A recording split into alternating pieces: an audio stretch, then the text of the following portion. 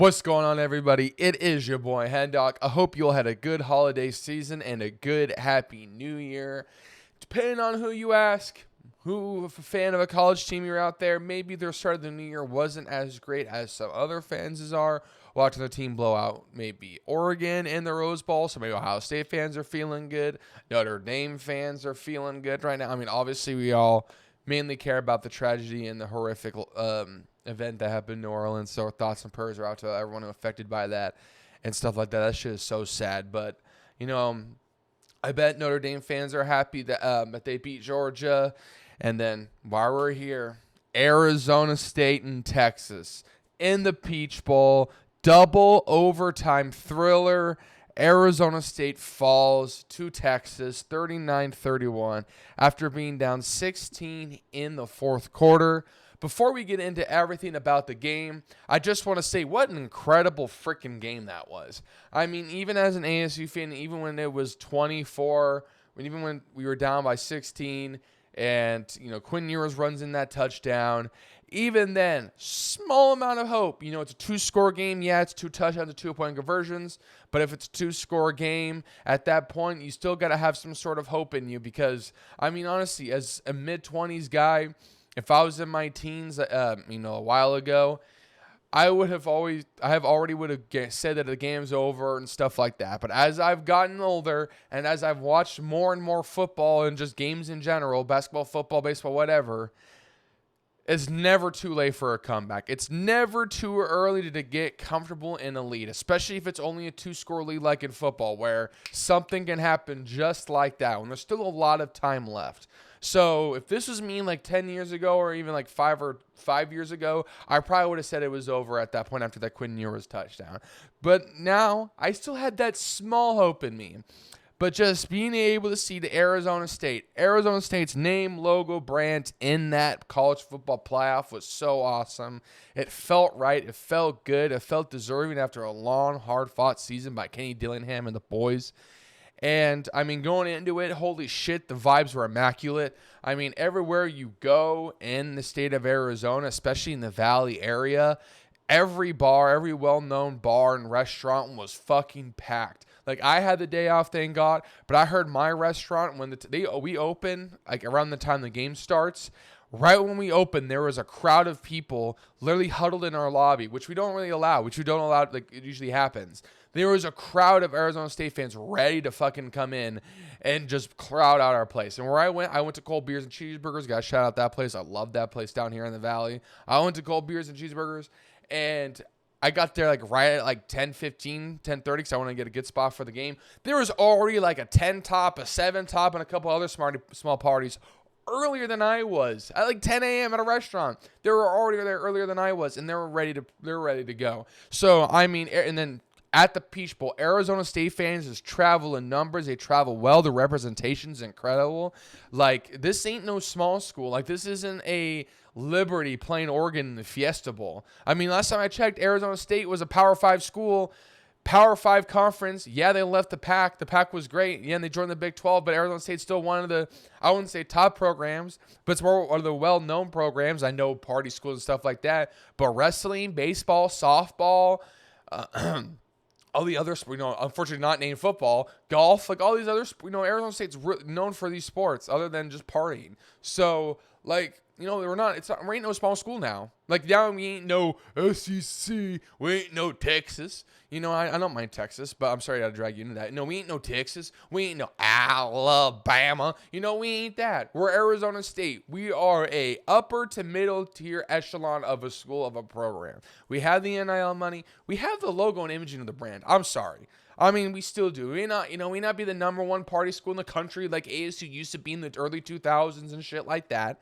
And maybe times have changed. Partying is now everywhere. Compared to when I was kind of growing up and thinking about junior high and hint high school, there was like San Diego State, Arizona State, and then there was a fucking cliff. And then now it's like every school can be a freaking party state. Shit. I went to a college that no way in hell I think had parties. Oh yeah, screw the 11 p.m. 50 the doors open at 90-degree rule. Fuck, that's people were partying that shit too. So people party everywhere now at every school. So anyways, but ASU, big name, big brand, have won natties in other sports before. It ain't no scrub of a school. But we are playing against Texas, one of the most well-funded NIL programs, one of the best top recruiting teams in the last couple of years since Sark has been there. Going up against them, first, you could see out of the first few minutes, I don't know if ASU was coming out, sloshy, like Cam Scottable said he was, overhydrated. I don't know if they all came out sloshy. I don't know if it was the layoff that all these teams are facing because, I thought these videos came out. All the playoffs are done. All the playoffs are done. And all the teams that had the bye lost. So there could be something about the bye and the layoff. I'm not saying that's the reason ASU lost. But maybe 20 days is a little too long for, the likes of Oregon and Georgia and ASU and Boise State. Maybe try to make it like a week or something. Like, you want to reward teams for their accomplishments and give them a bye. But I don't think I think like 20 plus days off is more of a curse than a luxury at that point. But Texas came out. You could just see early on, too. Arizona State came out, tried to drive down the field, forced a punt. And then the Texas guy, I don't know how you have a clear shot at a punter, completely miss the ball and catch all of the punter. That's insane to me. So they give us a second chance. We still couldn't do anything with it. We get a field goal. And then in 2 plays, pop, you see Texas's offense ability. In just 2 quick plays, they're already in the end zone.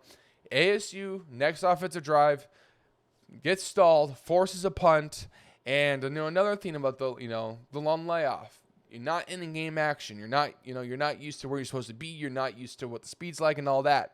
Texas comes out. They have one of the best, fastest returners out there in college football. Former Beaver, Oregon State baby. Silas Bowling, graduate transfer from Oregon State to Texas. I don't know why he didn't play more at Oregon State, but that's just me. Or why he's not playing more at Texas. I mean, I know they have Wingo and Bond and all that, but it's not like Silas Bolden's a scrub or anything. Obviously, you just see that. You see the speed and all that. And then he scampers out for a touchdown. Could make a case for an illegal blindside block, but the play was too fast like that. I'm not going to bitch for a flag on that play because, honestly, that shit happened so fast. Silas got that ball and was out of there so fast.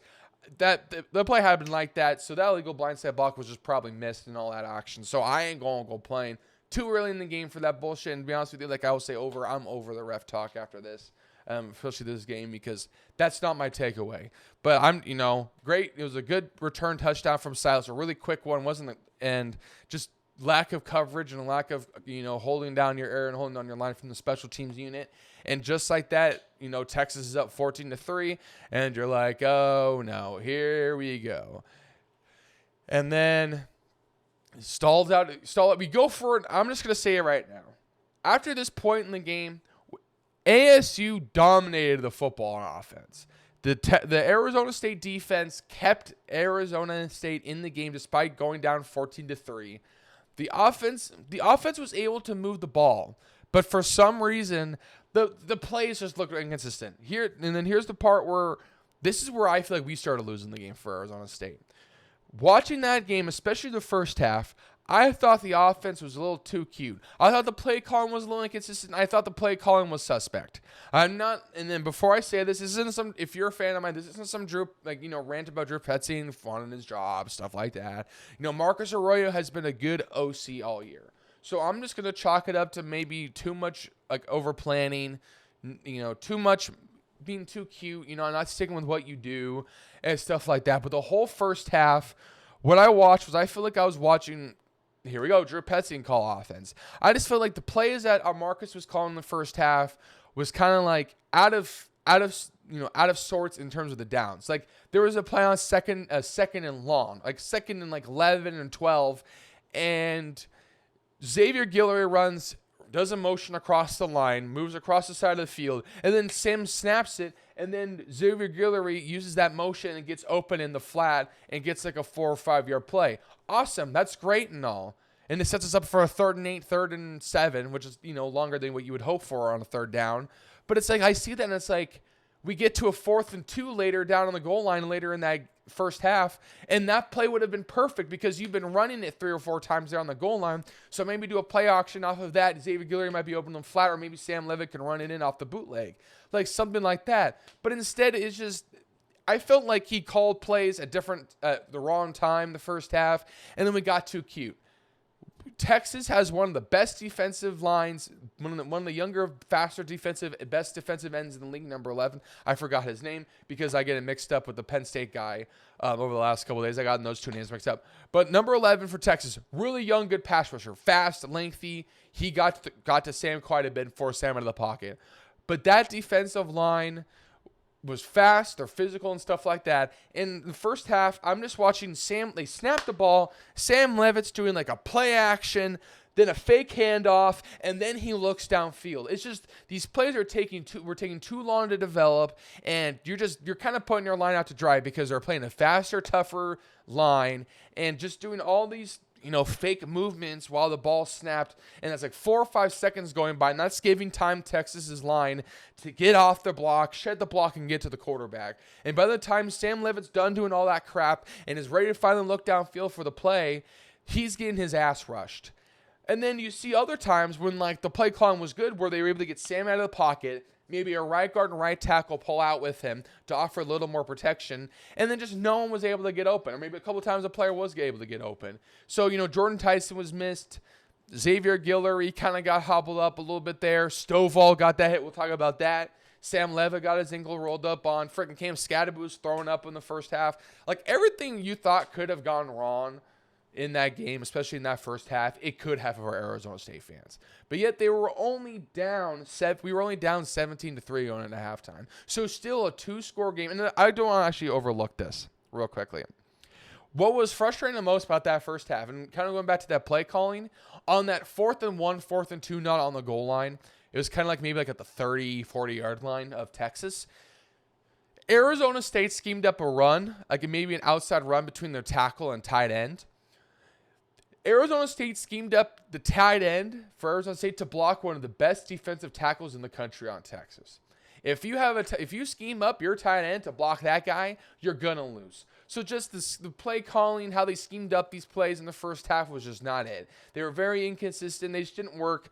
And again, this is where I thought ASU lost the game. And then in the second half, the offense came out. They looked like themselves. Oh, and by the way, Savari Simmons, our safety who was suspended for a targeting, which you could argue wasn't a targeting either, which was similar to the Taft play that was made. Oh, yeah, similar play like that, but yeah, he gets suspended. So he gets suspended in the Big 12 championship game in the second half, and then he doesn't play the first half.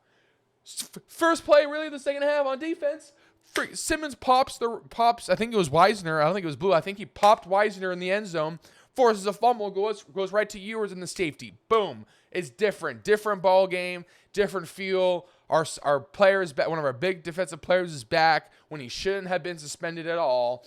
And ASU kind of gets back in the game. The momentum builds up a little bit. And then we kick another field goal. And then at that point, it's like, are we even going to get in the end zone at all? Because at that point, Texas is still stout. They're still holding ASU out of the end zone. And, next thing you know, it's 17-8. And then Texas drives down the field. And that's when Quinn Ewers scrambles into the end zone for that touchdown, where you could argue there's a holding on Texas. But doesn't matter. I'm going to be mad at more that there's no QB spy. There's no lack of coverage in that area. I didn't like how Quinn Ewers had all that space.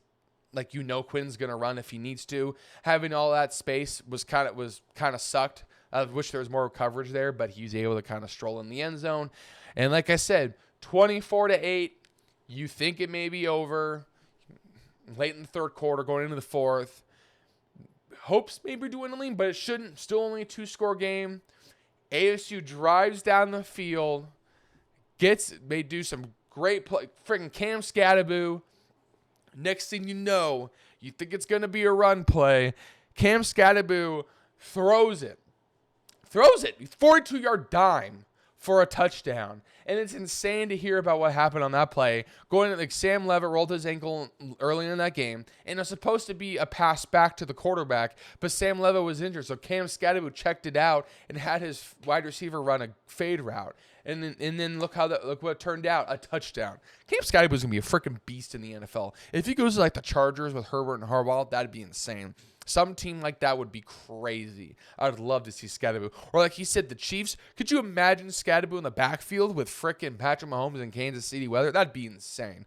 Anyways, but passing touchdown, get the 2-point conversion, only down 8. Now ASU fans are like in it.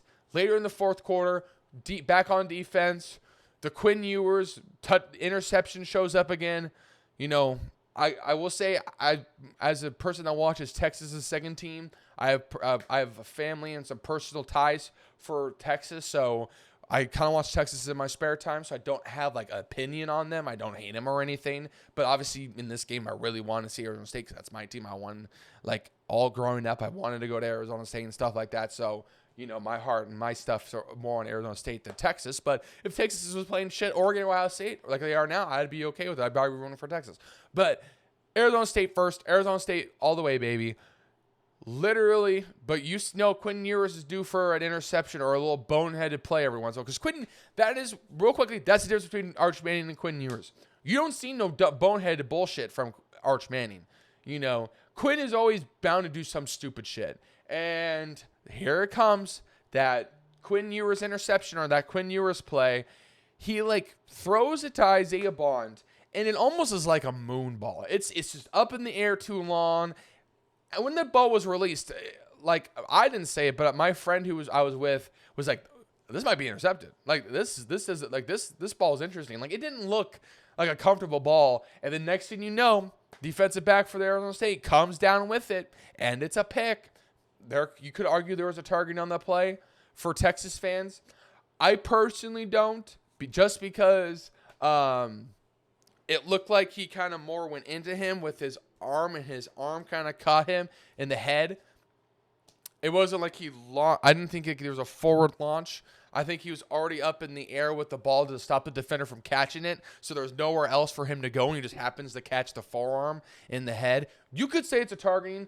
I would say it's more incidental contact than anything, because when the ball is up, you could see the defensive back as well going up with the wide receiver trying to defend it, and it just happened to be picked off, so the wide receiver was in a tough spot where he was at when he was in the air, and so was the DB, and the DB just went through and caught him in the forearm. I would say it's incidental contact, but at the same time, I can understand the argument that Texas hands have for a targeting. So one way or another, it's whatever. But move on. It's picked off. ASU gets this beautiful, the drive is going, and then the play. Sam Levitt on a go route to Cam Scadaboo draws, he might walk in if Taft isn't trying to rip his fucking head off. Dirty. Literally just out here just trying to, good luck trying to rip Cam Scadaboo's head off. But the dude out here literally trying to grab the front and back at the face mask, because that's the only way you can stop Cam Scadaboo or defend him. Pulls him down, and then he gives Texas fans a little mean mug. Absolute beast, absolute stallion. Should have been a Heisman finalist, except, hey, Cam Ward was. But, hey, that motherfucker hit a record and then bailed on his team at halftime. Yeah, I really want that kind of effort and attitude in my locker room. But, yeah, he's a Heisman finalist. Get Cam Ward the fuck out of here. What the fuck did he do at Washington State? Was he? And then what did he do in Miami? Did Miami go to the ACC championship game? No. Did ACC play in a big bowl game? No. So how the fuck did Cam Ward get a Heisman finalist when that dude out here only cared about records and shit? When Heisman stand for more than that. Yeah, get the fuck out of here. Cam Scadaboo should have been sitting where Cam Ward was, and Cam Ward should have been sitting at home. So get the fuck out of here with that bullshit. I wouldn't touch Cam Ward in the top 2 rounds. Because guess what? He's going to probably break Peyton Manning's interception record his rookie year and be like, nah, man, I'm good. I broke Peyton Manning's rookie interception record. I don't want to play anymore. I broke a record. I'm good. But, hey, man, we need you in this last game. Nah, man, hey, I broke a record. I'm good. I don't want to play. That's the mindset you want? Nah, I'm good. I'm good. Get that. I don't want that fucker in my locker room. So, should have been a Heisman finalist, but, people pay attention more to, stats and stuff like that. And, they don't actually watch football and see exactly what happens, what they impact the team. Cam Ward impacted his team negatively. Cam Scadaboo is one of the reasons ASU's in the CFP. But yeah, Cam Ward's a finalist, right? Anyways, it just blows my mind that people like Cam Ward can somehow be a Heisman finalist, but someone like Cam Scadaboo, who elevates his team, is one of the reasons his team's in the college football playoff, not in some tax slayer Gator Bowl or some shit like Miami was playing in, and, whoa, Cam Ward threw 5 touchdowns. Wow, cool. Cam Scadaboo could have run it for 5 fucking touchdowns too. Wow, crazy. But hey, anyways, Cam Scadaboo gets a go route, catches it. Next thing you know, Arizona State cashes in, touchdown, 2-point conversion. Next thing you know, the game's fucking tied, and it's insane. But Texas drives down, misses the first field goal. After it was so funny leading up to that field goal because ESPN sucking off SEC teams and players as it is. They were hyping up Auburn as like one of the best kickers, when he's been at Texas, which he has. He's been one of the better kickers in NCAA. But they're building up this guy like he's Matt Prater from Denver, like he's Steven Gostkowski from frickin' New England. Fucking Adam Vinatieri. They're trying to build this guy up like he's some Hall of Famer. Oh, this guy hasn't missed. Oh, he's clutch. Oh, this guy is this for Texas. Oh, he's that. When they kept talking, me and my friend are looking at each other like, wow. I mean, this guy didn't even kick this field goal again. They're acting like he made it. Like, I don't know. They might jinx the shit out of this guy. And what do you know? Never had a chance. Just stayed right of the post. Missed it. ASU has a chance. And here comes the missed call. ASU drives down the field. Then they come up a 3rd and 15. Sam Levitt throws a ball, gets tipped. Stovall catches it and gets laid the fuck out by Taft, the safety for Texas, who also tried to rip the head off of Cam Scadaboo. At first, when I saw it back, everyone at the bar, or most everyone at the bar, was like, how's that not targeting? Whatever. You hear mumblings going on. At that moment, I was like, is it a targeting? Because when you go back to the pass interference rule and stuff like that, when the ball's tipped at the line of scrimmage, it kind of acts as a live ball. It's almost different. So, like, if there's a pass interference after the ball's tipped, the ref won't call it because essentially the ball's tipped and it's a live ball. So the DB and the wide receiver are both going for it. Maybe the DB tugs him slightly. You ain't going to call it because the ball's tipped and there's no pass interference. So you can't do that. So, but I've never seen a ball tipped lead to a wide receiver or wide back in hitting the head before. So I didn't know the rules in terms of a tip ball. So I was sitting there like, and they didn't throw a flag. So I'm sitting there like saying, maybe it's not a flag because it's a tip ball and it's a live ball and stuff like that. And maybe with a tackle and everything, it just was just a tough hit. So I was like, I don't know if that's why they didn't call a flag. I could understand that because it's a tip ball and it's the same rule for pass interference and stuff like that. Then they announced that they were going to go to the replay. So then at that moment, I'm like, oh, for sure they're going to call targeting here because, I pray on consistency for refereeing. But again, I've been watching sports since I've been a kid, and I'm in my mid-20s. The one thing that we know in this world, the worst amount of consistency, the worst thing that you could hope for to get right is refereeing and officiating. If you hope refereeing and officiating can get something correct or something right, then I want whatever weed you're smoking. Because if you think that the refs and officiating are consistently right, or you hope that the refs and officiating can make a consistently correct call, then you're on some straight hopium. You're smoking the strongest kind of sativa. You're snorting the strongest kind of snow. Like, there's something. You're drinking the strongest amount of alcohol. Like, you're on the biggest amount of shit. And if you think the refs and officials are consistent or they're whatever. Because, honestly, at this point, I want to scrap them. Like, then what, they're part-timers anyway. I'm all people having jobs and shit like that over robots. But honestly, I'm at the point where they should be fucking fired, bagging groceries at a grocery store and replacing those officiating with AI robots. And I'm not just talking about that Texas-Arizona State game. I'm talking about an MLB. I'm talking about an NFL. I'm talking about an NBA. The only refereeing that seems to be consistent and good is in the Olympics. For some reason. Why is it once every 4 years, like in basketball for the Olympics, where the officials can take the crap that these players give them and hand out calls when it's necessary? And they play with different rules. They play with more weird rules, but for some reason they can hold it down, they can be consistent, and they can be exactly what they need to be every 4 years in the Olympics. But we don't have any of those in the NBA. We don't have anyone like that in the NFL. We don't have anyone like that in the NCAA. So you know what? I'm fucking over it. I'm fucking tired of it. I watch too much sports. I've watched officiating ruin too many games. And by the way, I will say this real quickly. I do not think them missing that call ruined the football game. I don't think that... a lot of people are saying that ASU had the momentum, and if they throw that flag, ASU easily drives on the field and kicks a field goal. I won't go that far. But let me finish what I was going on real quickly. I'm tired of watching officiating affect the outcome of the game when the outcome should be affected by the players on the field.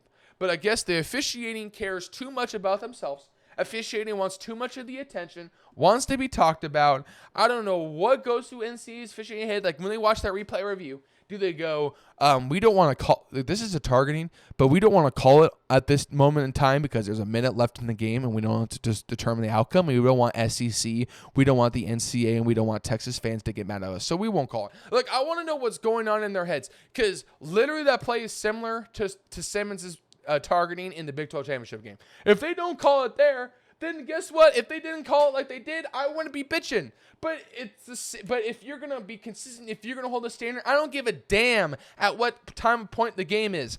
There's no point in the rule book that states a rule, and then on the very bottom, there's an asterisk that said these rules only apply until the 2-minute timeout in the final fourth quarter because we don't want these rules to affect the outcome of the game. That's not what it says in the rule book. These officials are supposed to uphold the rule and the standard in the game. If they cannot just sit there and go, that's part of the rule, that's in the rule book in the description of a targeting, but we won't call it because we don't want it to affect the outcome of the game.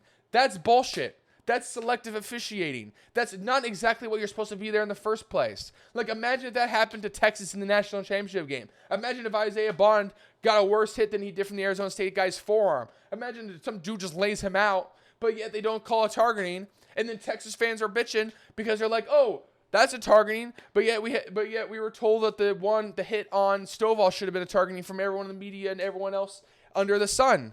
Like, there's just no consistency in this shit because I guarantee you between this video coming out and then the end of the national championship game, I bet you we're gonna get a discussion of another targeting, maybe an iffy one, and we're gonna be back at the same position because the officiating sucks, and that's the problem. But again, I'm done with that. But I'm going to move on to the second part that I just said earlier. I don't think it mattered in the game. I won't go as far as say the ASU wins that game or Texas loses that game if they call that. Because if you watch it back, if they call it a targeting, it'll be a spot of the foul penalty or 15 yards, literally puts them at midfield or the 45-yard line. It's not, and then I'm going to tell you right here, it's not like it's the Chiefs-Eagles Super Bowl, where the Chiefs are driving down the field and they call that really bad pass interference call on James Bradbury that gets Chiefs in like within the 5 to 10 yard line. It's not that. So ECU wasn't able just to walk in or kick a chip and field goal. ASU, who's had kicker woes all year, the same program where the head coach came out after one press conference and said we need to have a tryout for kickers because we ain't got one. And they didn't trust a kicker until the Big 12 championship game. So personally, I'm on the boat as, yeah, they missed that call, but I don't think it really affected, I don't think ASU wins that game if they call it. Because at that point, they're at the 45, 50-yard line. Arizona State still needs at least 20, 25 or so yards to feel comfortable out kicking a field goal with their field goal kicker. Or if they don't, they still have to drive halfway down the field to score a touchdown. And while Texas is reeling, they're still a really good defense, right? They still got ASU to that 3rd and 15 prior to that missed call. So you would think, sorry, I'm like, I don't know if I'm trying to burp or hit back up here. So you would think that it'd be easy for ASU. It's not. Okay? They make that call. ASU is about the 45, 50-yard line. Who knows? They may have to punt it either way, but Texas just has less time and we're still at overtime. I think we'd still be in overtime if they made that call. I just can't. Like I said, if ASU had Auburn from Texas, Bert Auburn, I bet you they'd only need like 10, 15 yards like Texas would have to try to kick a field goal. But the problem is that ASU doesn't have it, Auburn. They had a kicker that didn't start trusting until the Big 12 championship, who probably doesn't have incredibly range or confidence in his range. So ASU still needed 20, 25 yards or so after that flag to get in comfortable field goal range. And I couldn't see it. So, yes, I believe it was a missed call. But I don't think that them calling it would have guaranteed ASU a win. I think ASU still had to work for some yards and may or may have not gotten it. So overtime, and then it was justified, right? Auburn misses the second field goal that sends us into overtime. So at that point, that was like justified. So you could say that they missed a call, but hey, it was made up for missing that second kick that he should have argued that he should have easily made, right? So because it was right down the middle and everything. So hey, brand new ball game, get over it. ASU has a chance to win that game. Really don't want to talk much about it because it sucks. The 4th and 13 blitz. Don't check out of it. Don't call a timeout. Nothing. Quinn Ewers checks as a max protect. And, Golden's open. Stuff like that. That shit hurts. It's going to live with Arizona State fans forever, for a long time, if not ever. Live with the program, live with me. I'm gonna remember it because it's tied to that game. And then next thing you know, hit commercial break. Then they cut from commercial break to see Gunnar Helm walk in the end zone. And at that point, you kind of just knew Texas was going to win it. And they do end up winning at 39-31. And, it sucks to go from, wow, we were down 16 to, oh, my God, we're one play away from winning against Texas and going on to the semifinal. So just a range of emotions just from the second half and overtime. I mean, the 35, 40 minutes as an ASU fan to experience that, it took me forever later that day to comprehend exactly what the hell I just watched. Like, it literally took me to like 7 or 8 o'clock to be like, wow, I think I finally just took in all of the football game I just watched. Because in totality, it was such an incredible game, such an amazing game. It was definitely the best game of the quarterfinals and probably one of the best games of the CFP this year. I mean, from what it looked like at first to just how good of a competitive game it was. And then it's just, seeing how dejected Cam Scadaboo was and stuff like that. So it sucks. It's sad, But like what the title says, it's not the outcome we wanted, but the season we dreamt of. I mean, at the beginning of the season, if we told that we would have won the Big 12 and be in the Peach Bowl playing Texas in the CFP, I think we would have bitten your head off. I'd have been like, are we an Arizona State team then? Because in Arizona sports, stuff like that doesn't happen your first year in a new conference. Or, success and happiness doesn't come that early, but then the pain comes in the end like it did. But, we would have bit your hand off. And then look what happened. ASU, 11-2, Big 12 championship, CFP visit, Peach Bowl. I mean, what a great season. And it's great for the program. I mean, if people are not aware of what Arizona State's doing and what Kenny's doing, then they're aware now. Like, if you're a wide receiver, if you're a player, and you see Cam Scadaboo, you see the fire Kenny plays with, you just see what Arizona State's building as a program who has good NIL money. I'm not saying they have Texas NIL money, Texas or Alabama. But ASU has good NIL foundation, good boosters, good support. They can just build off. They just got to build off of it. Because Sam Levitt is a QB of the future. He's, that ankle, obviously, him in the second half did not help. But a fully healthy Sam Levitt, Jordan Tyson's back, even though we missed him heavily in that Peach Bowl. Bolster that wide receiver room. I know, we missed Cam Scadaboo, but the Army running back we're getting is a dog. So, yeah, we missed seed number 4 out there, but it's not like it's going to be a huge drop-off. We're still going to have a stud at running back. So, defense is going to be better. Offensive line should be better. And just the experience of going through all that last year is going to be huge because ASU returns a lot of that team. I think it's like 60 or 70% of that team comes back next year. So it's huge. It's good momentum to build off of it. I don't know why you would want to why you shouldn't. Like if you're a high school player, especially in the state of Arizona or like Southwest area, or even if you get an offer from Arizona State, I don't know why you would not want to consider Arizona State right now. Because after what you saw and what you should have been seeing all year. So honestly, yeah, it was a terrible outcome in terms of just us losing after being one play away from winning. My takeaway from the game is I'm over that ref talk. Yeah, the missed call sucks, but ASU had chances in the first half, and they had chances after that call to take advantage and maybe jump out to a lead and maybe win that game. So all I can do is sit here and be really proud. I don't have any towards of anger or resentment. Like, yeah, I'm over this the refereeing, kind of just the refereeing decision making in these games, in these big games, willing to make some calls and not willing to make others because it's a big game. They don't want to decide. I'm over it. Give me these robots because at least robots are going to call the rules when they need to be, which is the whole fucking game, not quarters 1 through 3. Then the fourth quarter, the rule book gets thrown out the window because they don't want to ruin the game. Like, I'm over it. So I'm not. And then, like I said, them missed call doesn't impact me nearly as much as it does with other ASU fans. Like, other ASU fans are so mad at that missed call, they literally want that referee to resign. And I'm like, yeah, good luck with that. You think you think the umpire that ruined that Detroit Tigers' perfect game, that no-hitter, I'm going to butcher that Detroit Tigers' pitcher name, but that first base umpire that costed him with the egregious safe call in the 9th inning that ruined that guy's no-hitter, you think he fucking resigned? No, he was just crying, he apologized, and he kept refereeing. Like, do you think other referees who ruin games have resigned or came out and talked about afterwards? No, because they protect them. It's bullshit.